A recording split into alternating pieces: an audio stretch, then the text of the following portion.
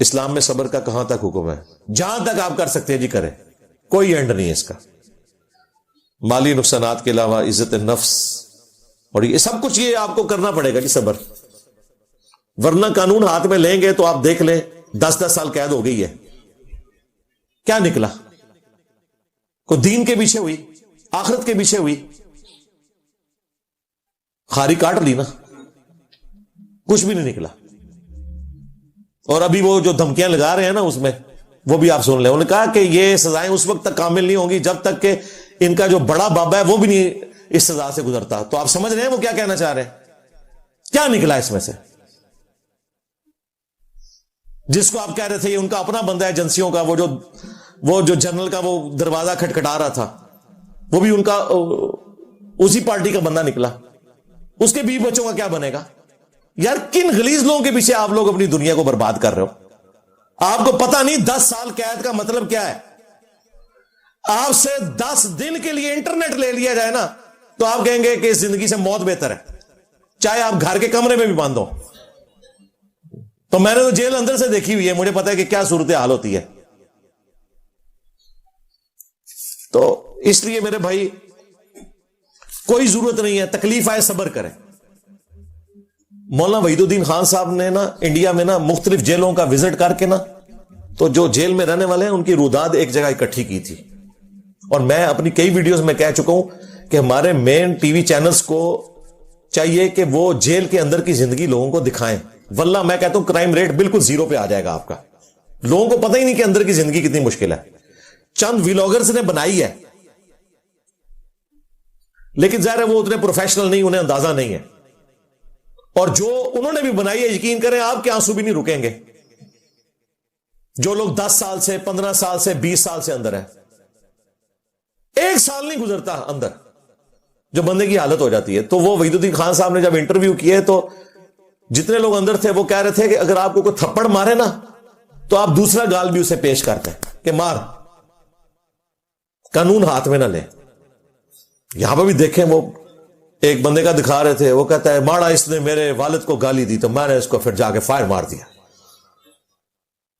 تو وہ گالی واپس ہوگی فائر مارنے سے. پوری زندگی کے لیے تو چلا گیا جیل میں اور کوئی نیکی کا کام بھی نہیں کیا، اللہ کے حضور لگ سے مجرم. اس ٹائم میٹر پھر جاتا ہے. اسی لیے بخاری مسلم حدیث ہے، 2 بندے لڑ رہے تھے تو آپ نے فرمایا میں ایک کلمہ ایسا جانتا ہوں جو پڑھ لیں تو یہ معاملہ کافور ہو جائے گا، اعوذ باللہ من الشیطان الرجیم. جب آپ کو غصہ آئے نا اور صبر نہ ہو رہا ہو تو اعوذ باللہ من الشیطان الرجیم ترجمہ ذہن میں رکھتے ہوئے میں اللہ کی پناہ میں آتا ہوں اس راندہ درگاہ شیطان کے اگینسٹ. اے اللہ میں تیری پناہ میں آتا ہوں جو اس وقت مجھے ورغلانے کی کوشش کر رہا ہے. لا حول ولا قوت الا باللہ. اس کے بعد اس جگہ کو بھی چھوڑ دے. گھر میں اگر خاوند کو بیوی پہ غصہ آیا نا تو چپ کر کے نا گھر سے باہر نکل جائے. 15-20 منٹ بعد ویسے ہی غصہ ٹھنڈا ہو جاتا ہے اور 5 منٹ بعد وہ طلاق دے کے نا تو مولوی ڈھونڈتے پھرتے ہیں. 5 منٹ کے اندر غصہ ختم ہو جاتا ہے. بخاری مسلم میں نہیں آتا کہ مولا علی علیہ السلام کی سیدہ فاطمہ کے ساتھ چپلش ہوئی تو گھر سے باہر نکل گئے. یہاں لوگ بیویوں کو باہر نکال دیتے ہیں. تو میں نے تو صبر سے بڑی کوئی چیز نہیں دیکھی. اللہ کا شکر ہے. کوئی انتقام کا جذبہ اپنے اندر نہ رکھے. ہمیشہ اپنے اسٹوڈنٹس کو بھی یہی نصیحت کی ہے. مولوی ممبر پہ بیٹھ کے آپ کو گالیاں بھی نکالے نا پورا جمعہ آپ کے خلاف پڑھا دے، آپ نے ٹینشن نہیں لینی. آپ نے کہنا ان کے بڑوں نے تو مولا علی کو گالیاں دی تھی، حسن حسین نے ان کے پیچھے جمعے پڑھے ہیں تو میں تو شاہی کوئی نہیں. اس کے بغیر گزارا نہیں میرے بھائی، یہ ذہن میں رکھیے گا. اگر آپ غصے کو اپنے دماغ پہ سوار کریں گے تو اس کا اینڈ رزلٹ یہ ہے کہ آپ اپنے آپ کو تباہ کر بیٹھیں گے. تو صبر کے بغیر اس دنیا میں گزارا نہیں ہو سکتا. چونکہ آخرت کی زندگی آپ کو بدلہ ملنے والا ہے، لہذا صبر کر لیں. اس صبر کا مطلب یہ نہ سمجھیے گا کہ آپ نے قانونی راستہ کو اختیار نہیں کرنا، وہ آپ نے کرنا ہے. جو قانونی معاملات ہیں وہ آپ نے لے کے چلنے ہیں. اگر آپ کی چوری ہوئی ہے صبر آپ کریں گے، قانونی کارروائی کریں. اگر کوئی بندہ نہ حق قتل ہو گیا صبر آپ کریں گے، قانونی کارروائی آپ نے کرنی. قانونی کارروائی کرنے سے صبر کا ثواب ختم نہیں ہوتا، کیونکہ قانونی کارروائی کرنا بھی سنت ہے یہ اسلام نے سزائیں رکھی ہیں. صبر یہ ہے کہ اس بندے کے جرم کے اگینسٹ آپ نے خود قانون ہاتھ میں نہیں لینا. یہ ہے صبر. معاملات کو قانونی طریقے سے لے کے چلنا. نماز میں ہاتھ کہاں باندھیں؟ ترمذی میں ناف کے اوپر اور نیچے باندھنے کا اشارہ ہے. میرے بھائی یہ امام ترمذی نے قول لکھا ہے کہ دونوں طرح کی باتیں ملتی ہیں. انہوں نے کوئی حدیث نہیں لکھی. حدیث میں تو جو ذکر ہے بخاری میں وہ دایاں ہاتھ بائیں زیرہ کے اوپر ہے. زیرہ یہاں سے لے کے یہاں تک ہے. سنن نسائی میں ابو داؤد میں موجود ہے کہ نبی الاسلام نے اپنا دایاں ہاتھ رزق، کف اور ساعد پر رکھا. وہ جو مولانا اسحاق صاحب نے بھی حدیث بیان کی تھی کہ جی دایاں ہاتھ رکھا، تو دایاں ہاتھ کیسے رکھا؟ بخاری میں موجود ہے دایاں ہاتھ بائیں زیرہ پہ رکھا. تو یہ زیرہ پوری بنتی ہے رزق، کف اور ساعد. یوں یا ہاتھ چھوڑ کر پڑھے، دونوں طریقے ثابت ہیں. تو جب آپ ایسے رکھیں گے خود بخود ناف سے اوپر ہی آ جائے گا. یہ ادھر جو باندھے ہوئے وہ تو غلط ہے. جو نیچرل جہاں تک آتا ہے. اگر ہمیں پتا نہ ہو کہ ہمارے رشتہ دار حرام کو آتے ہیں تو کیا ہم ان کے گھر سے کھا پی سکتے ہیں؟ اگر پتا بھی ہو تب بھی صلہ رحمی کے طور پر کبھی کبھار کوئی چیز کھانی پڑ جائے تو کھا سکتے ہیں. نبی علیہ السلام نے یہودیوں کے گفٹ بھی قبول کیے. اگر آپ کو پتا بھی ہو تب بھی آپ کھا سکتے ہیں. صحیح بخاری میں وہ ایک یہودیہ نے آپ کی دعوت کی تھی نا، نبی علیہ السلام نے قبول کر لی تھی. یہ الگ بات ہے اس نے کھانے میں زہر ملا دیا تھا. نبی علیہ السلام نے کافروں کے تحفے بھی قبول کیے ہیں. یہ جائز ہے. میرے والد صاحب فالج کے مریض ہیں، ان کی دماغی حالت ٹھیک نہیں تو ان کے ساتھ زور زبردستی کرنی پڑتی ہے. جی ظاہر ہے کہ دماغی حالت جب درست نہیں تو زور زبردستی کرنا کوئی گستاخی والا معاملہ نہیں ہے. ایک نیچرل عذر ہے جو اٹیچ ہے.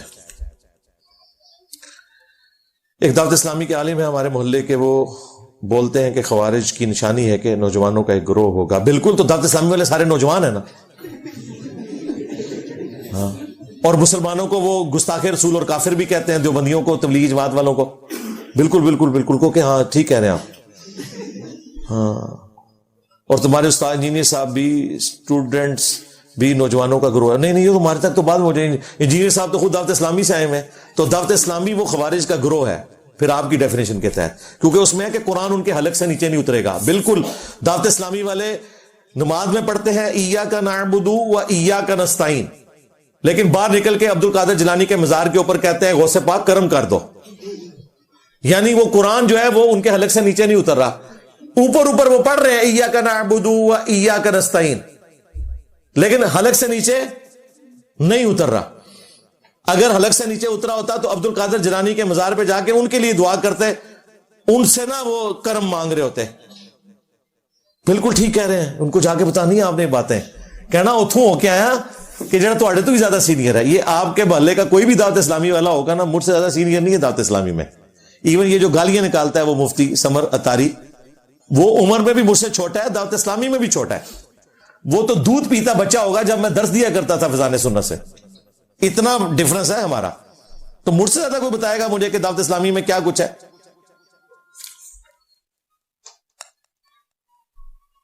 کیا صرف انگور کی شراب حرام ہے یا ہر نشہ آور چیز؟ ہر نشہ آور چیز حرام ہے جی. شراب چاہے سنتھیٹک طریقے سے بنائی جائے یا وہ پرانے طریقے سے، وہ حرام ہے.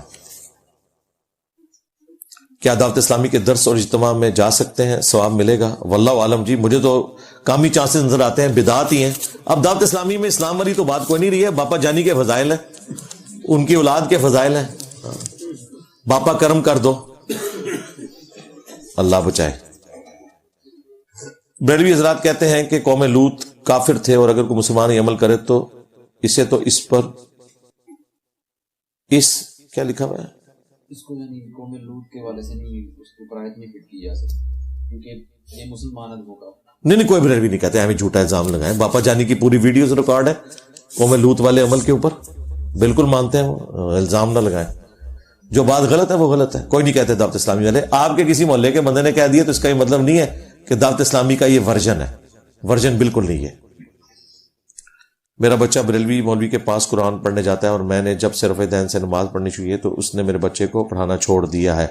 تو بڑی نیکی کی ہے جی، پڑھانا چھوڑ دیا ہے، شکر ہے، اسے مارتا نہیں ہے.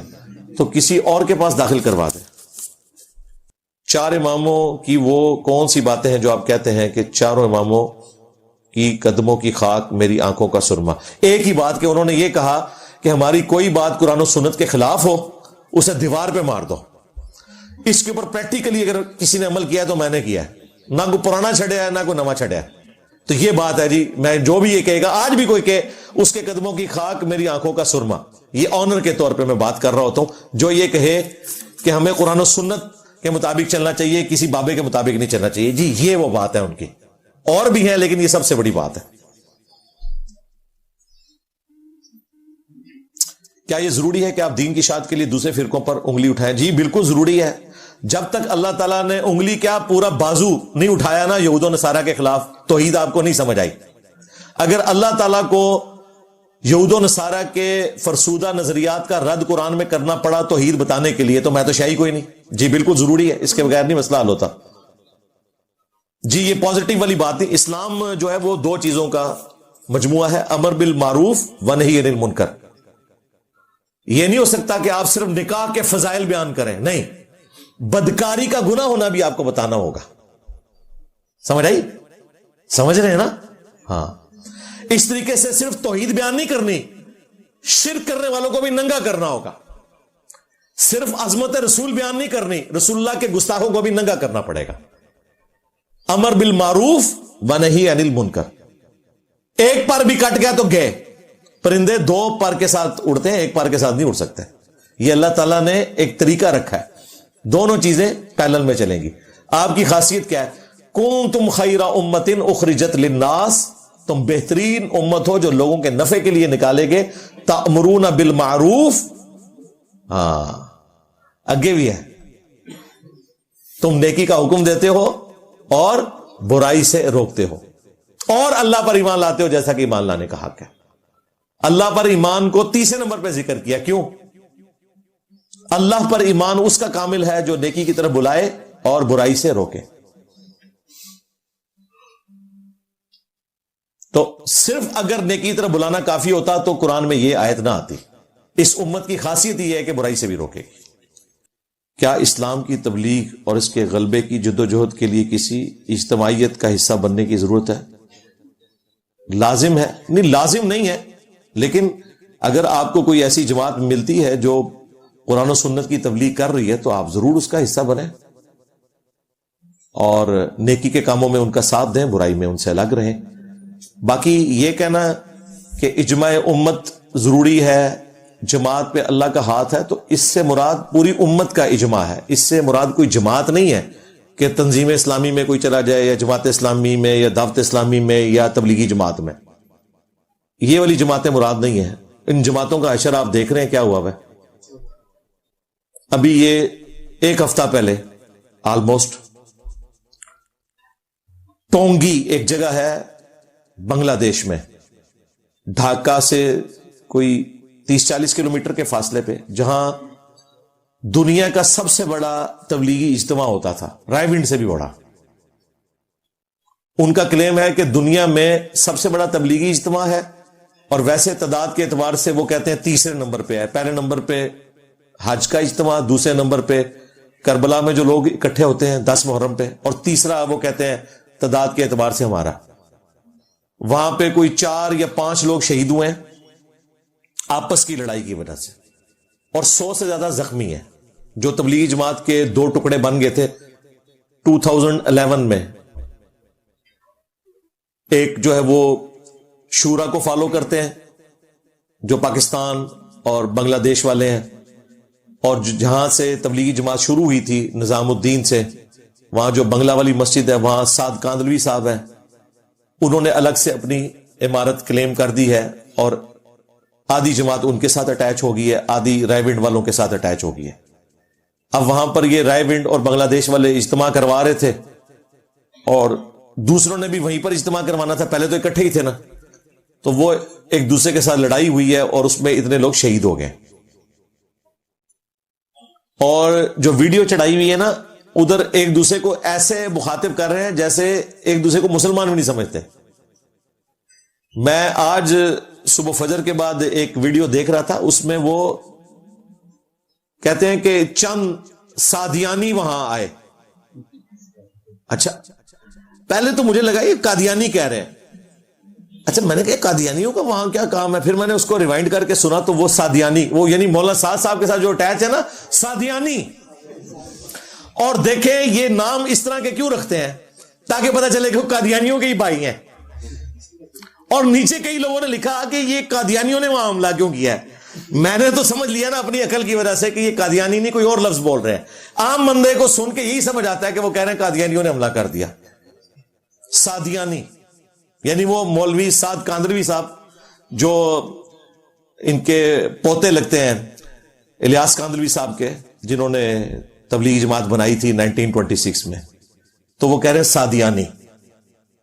مسجد درار، اندازہ کریں، وہ کہہ رہے ہیں ان کی مسجد درار ہے، وہ کہتے ہیں ان کی مسجد درار ہے جو منافقین کی مسجد تھی.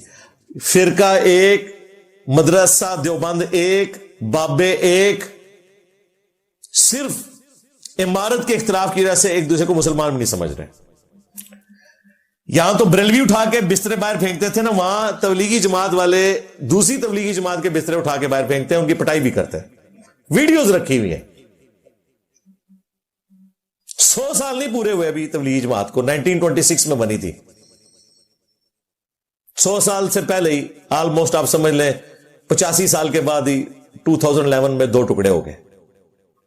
تو یہ جماعتوں سے تو ہمیں تو بال معافی رکھیں، باقی آپ نے اٹیچ ہونا ضرور ہو، کوئی مسئلہ نہیں.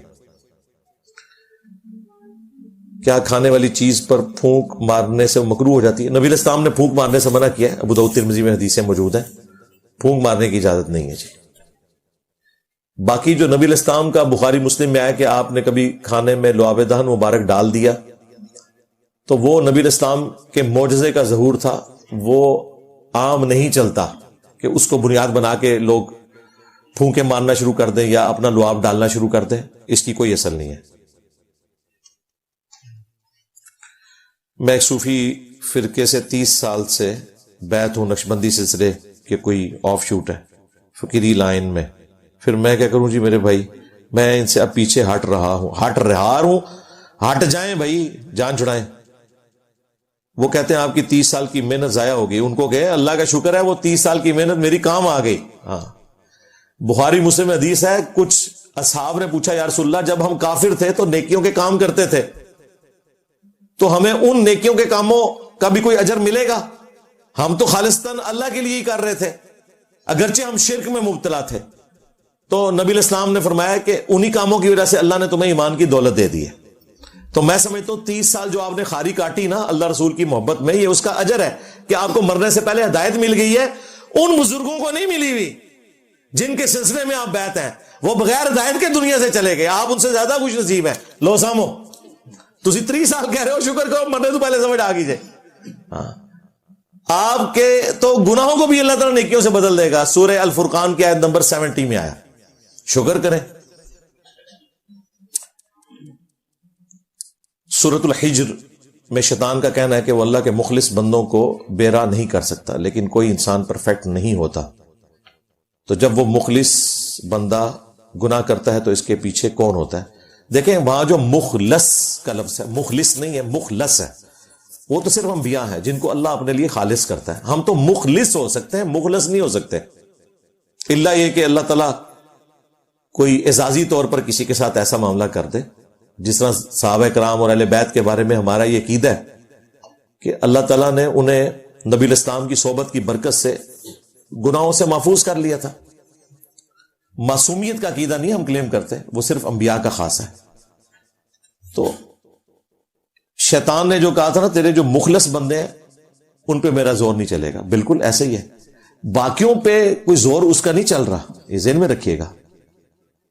قرآن میں یہ بھی آیا ہے، سورہ ابراہیم کی آیت نمبر 22، اس کے اوپر میری ویڈیو ریکارڈ ہے، شیطان سے آخری ملاقات. سورہ ابراہیم آیت نمبر 22. قیامت کے دن شیطان کہے گا جب جنتیوں کے لیے جنت کا فیصلہ ہو جائے گا، جہنمیوں کے لیے جہنم کا، تو شیطان کہے گا کہ دیکھو جو اللہ نے دنیا میں وعدہ کیا تھا اپنے پیغمبروں کے ذریعے آج پورا ہو گیا. پیغمبروں کی اطاعت کرنے والے تو چلے گئے جنت میں. ایک وعدہ میں نے بھی دنیا میں تم سے کیا تھا، جھوٹی امید لگا کے رکھی تھی، یا جو کچھ بھی ہے تیرے محبوب کی امت سے ہے، اللہ بڑا غفور رحیم ہے، بے شک بغاوت کرتے رہو. تو آج میں اپنے وعدے سے پھر رہا ہوں, میں اس کی خلاف ورزی کر رہا ہوں. آج نہ تم میرے کچھ کام آ سکتے ہو, نہ میں تمہارے کچھ کام آ سکتا ہوں. یعنی شیطان تو قیامت والے دن لانے برات کر دے گا. اور پھر اس میں یہ بھی الفاظ ہے, شیطان کہے گا کہ میں نے تمہیں دنیا میں گمراہ نہیں کیا تھا, صرف دعوت دی تھی, میرا تم پر کوئی زور نہیں تھا, لہذا آج مجھے ملامت نہ کرو, اپنے آپ کو ملامت کرو. تو شیطان تو قرآن میں اللہ نے اس کا جملہ یہ نقل کیا ہے کہ وہ یہ کہے گا میرا تم پہ زور کوئی نہیں تھا. لہذا نہ تو انبیاء پہ کوئی زور ہے شیطان کا, نہ عام انسان پہ. ہاں فرق یہ ہے کہ انبیاء کرام کی اللہ حفاظت فرماتا ہے, عام بندوں کو شیطان زور لگا کر مسجد سے دور نہیں کر سکتا, صرف دعوت دیتا ہے انتہائی بزدل ہے. اتنا بزدل ہے کہ دنیا کا سب سے بڑا بے نمازی, اگر گورنمنٹ اسے کہے کہ فجر کی نماز جماعت سے پڑھنے پر $1000 ملیں گے, تو دنیا کے سارے شیاطین مل کے ایک بے نمازی کی فجر نہیں چھڑوا سکتے. اتنا کمزور ہے شیطان. تجھے پتہ نہیں وہ ٹارزن بنایا ہے, اتنا کمزور ہے, $1000 دی مار ہے. اس کا مطلب ہے کہ ہم اپنی مرضی سے کر رہے ہوتے ہیں. اور قرآن میں بھی آیا کہ میں نے صرف دعوت دی تھی, تم نے خود پیروی کی, آج مجھے ملامت نہ کرو, اپنے آپ کو ملامت کرو.